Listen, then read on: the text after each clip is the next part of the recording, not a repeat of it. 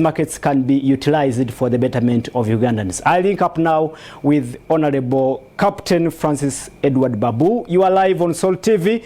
Let me hear you talk about markets.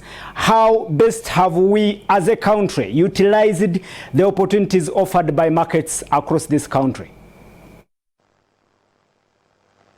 Well, good evening. We are talking about a very interesting subject, a subject that helps all of us to understand basic management of trade in any country. And the market is the beginning of most of the businesses in a country. Now, this is a place where you go to buy and sell commodities, and this is normal. Now, traditionally, our markets are different. We have food markets, we have garment markets, we have electronic markets, we have different types of markets. So one has to sit down and find out how markets started and why we have reached this far.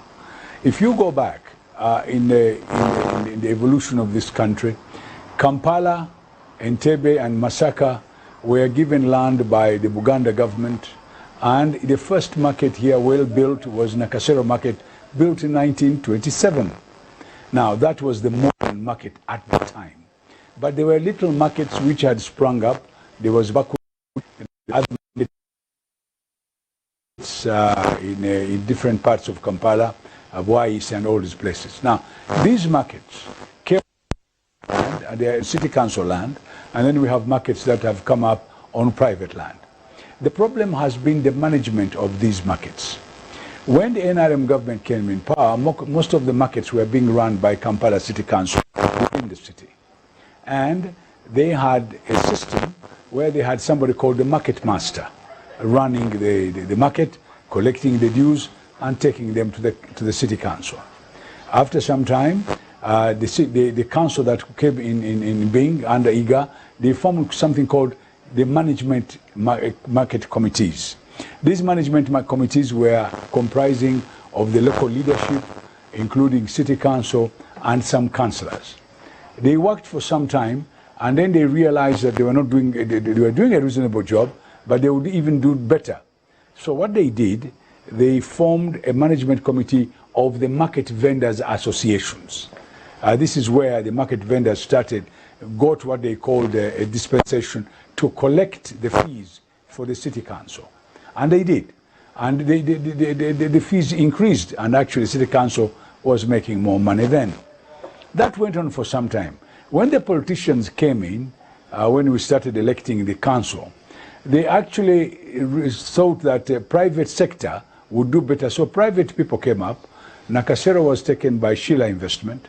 Owino was taken by, but that's Barikudembe, St. Barikudembe, was taken by the same company, and they promised them more money, and actually they brought more money in the council. Now, bringing more money in the council meant that the people who were working in the market would have to pay more to be able to fulfill the contract with the city council. This went on for some time, and of course it failed because the local people who were selling in the market started complaining, and then it reverted back to the market vendor association. In between there, somebody came up with the ideas of making titles for the land so that the market group would own that title. I think it was because all markets had been gazetted. They were supposed to stay there under government and not issuing a title to be sold. That was, in my opinion, the beginning of a very bad practice. And eventually what happened is that people started fighting to own those titles and to own the market. The market should be owned by the Kampala City Council Authority, because they are the ones who own all the land in Kampala, and therefore they should look after that land not as a titled land, but as a gazetted area for a market, gazetted area for a school, gazetted area for a hospital. When they are gazetted, you cannot sell them because they belong to government. Now, this is where the problem was. And I still feel that the management of this market has been abused. If Kampala City Council Authority wants so much money out of the market, then they are bound to squeeze the market people. So what they need to do is to control how much they charge and to control the population of how how many people work in the market. If you feel you want more market, it's better to have more market than congest one market, like Barikudembe, like one, I hear there, it looks very sophisticated. But I think Kampala City Council Authority has to become a little bit more realistic and make these business people work in these markets that they have built at a reasonable cost, so that people do not have don't become afraid in working inside these modern markets. Captain, are you saying, yes. Captain Francis Babu, are you saying the need, the greed for money on both sides, both the administrators and the people themselves who have interests in the markets, is attributed to the conflicts that we see today? Yeah, you have put it in a rather different piece. See, here is Kampala City Council Authority. They want so much money out of Barikudembe market. The person given the concession to collect that money has to bring that money to Kampala City Council Authority. Therefore, they must charge a certain amount of money to be able to reach the figure that's demanded for by Kampala City Council Authority. And in between there's also a little bit of corruption, which is very unfortunate.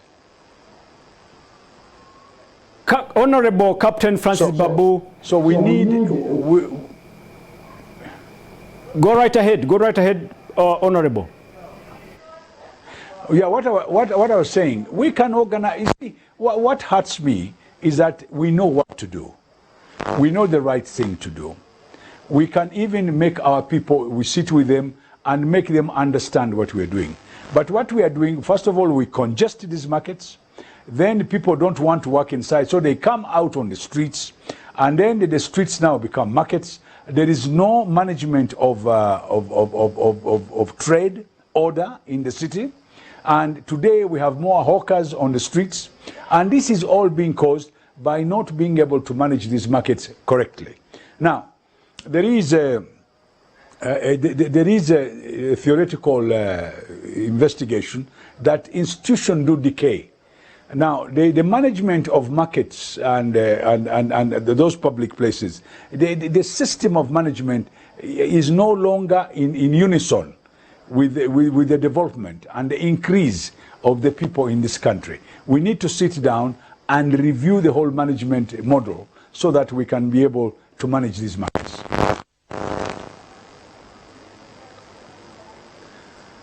And the ownership of the land, they should be under Kampala City Council Authority. A new amendment to the market bill that... It should be a gazetted land.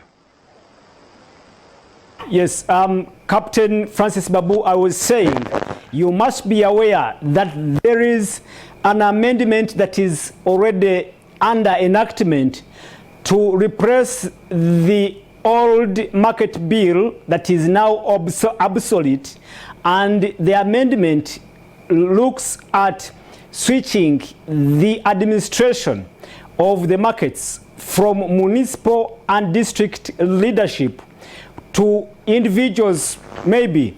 What do you think that will change in the administration of markets? Will it be for the better or for the worse? Well, it is very unfortunate. If you want to make it a public market, you want to make it a private, then you are going into the capitalistic area where it is going to be more expensive to be able to run those markets. And one of the biggest problems they had is during the concession, private companies were given to run those markets, and they made it very difficult, and the traders had a lot of problems staying in those markets. And that also started the people working on the streets.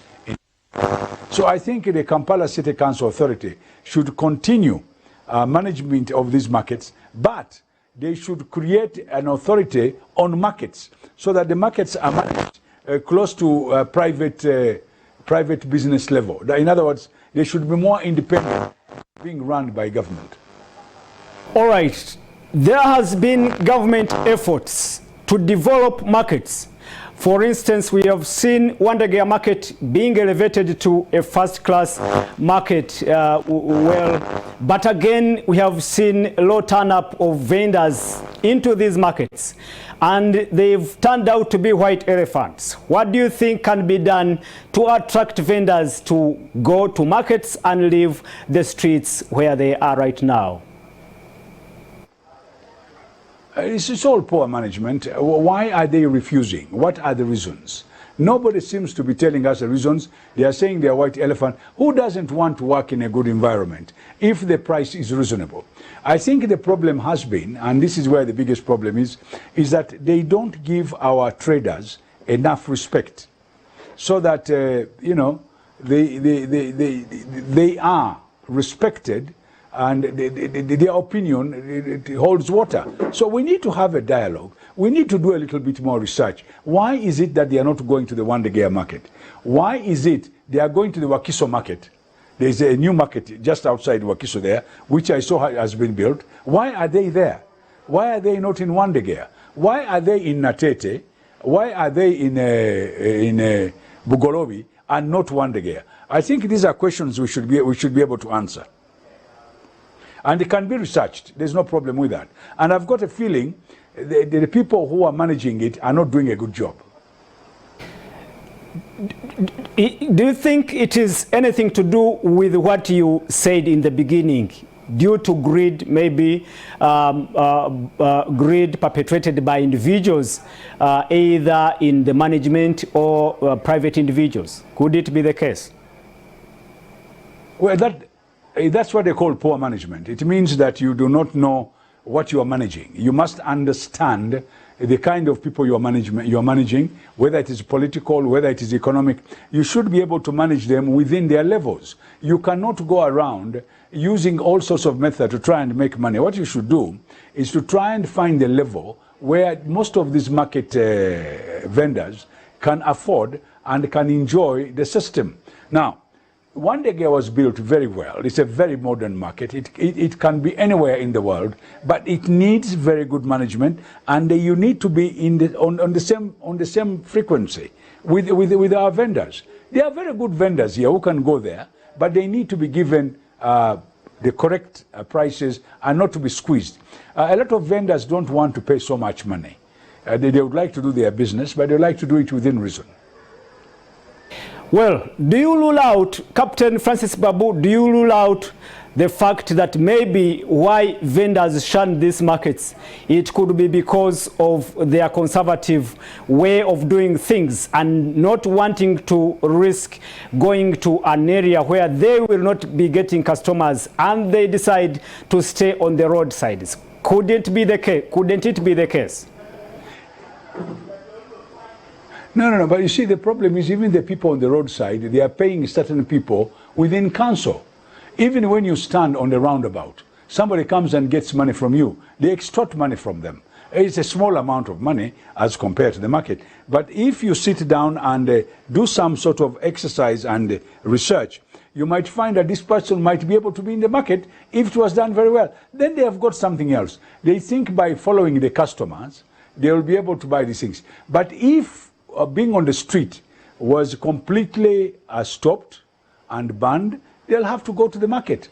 Because you say, if you're found on the street, the fine will be so high that it's better to be in the market. I think this is where the problem is. We need to get people who are extremely serious to make sure that these markets are working, and they're working within reason, and they're working for the people they're supposed to work for. Well, finally, from what we see that is being done, the president and the leadership of Kampala's capital city authority stepping in and intervening in these conflicts. Do you see these conflicts ending soon, Honorable Francis Babu? No, and that's another problem. Whenever you have His Excellency the President getting involved in the markets, the people in the markets they think they are more important than what they are supposed to be. And every time they have a problem, they only want the President to come and meet them. They don't want the minister, they don't want the Kampala City Council, and that's a very, very big problem in terms of management. Really, the management of this city should be done by Kampala City Council Authority, and they should be able to have a department of market which does the research which does a good job and gives the people in government a report. But when you start getting chairman of management committees going to the president, they become more important. They no longer want to listen to anybody. And that is one of the biggest problems we have. I think His Excellency is doing a good job, all right? Unfortunately, that method is not working. It makes these people not listen to anybody.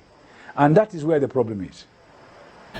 We are talking about trade order, Honorable Francis Babu. One word that can describe, in your own opinion, the trade order in Kampala, not only in markets, but the trade order in Kampala. Yeah, the trade order we started, it's nothing new. When I was a councillor, we are talking about 89, 90, we had a trade order and we came out with a very good trade order. We formed associations, we combined people, we started the Kiseka market, they got the World Bank loan and they built the new, now what you call liquid market. It was not like that. They built the channel. These are all things that have been in the new trade order. The question is that there has been a dysfunction. There's no longer, they are not moving in the same phase with the changes there is. People have increased in number. There is a rural-urban migration. A lot of people are coming from our villages into town. There are more people who want to survive. They want to do some sort of trading to be able to survive. We need to sit down and examine all this and see if we can help our people to be able to work within the city. Thank you so much, Honorable Captain Edward Francis Babu, for your time. Thank you so much for that insightful discussion this evening. Let me hope the duty bearers, the people in authority, have been listening to that wise counsel, and probably the conflicts in the markets, not only in Kampala but around the country, will be sorted in the near future.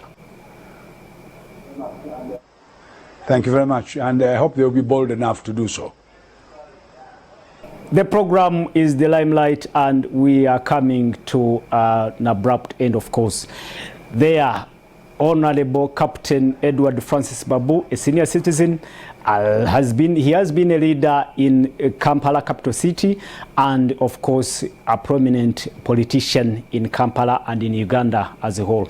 We now wait to see what the people in authority will do to quell these conflicts and see that the opportunities in markets are capitalized on to provide better employment for Ugandans. My name is Sima.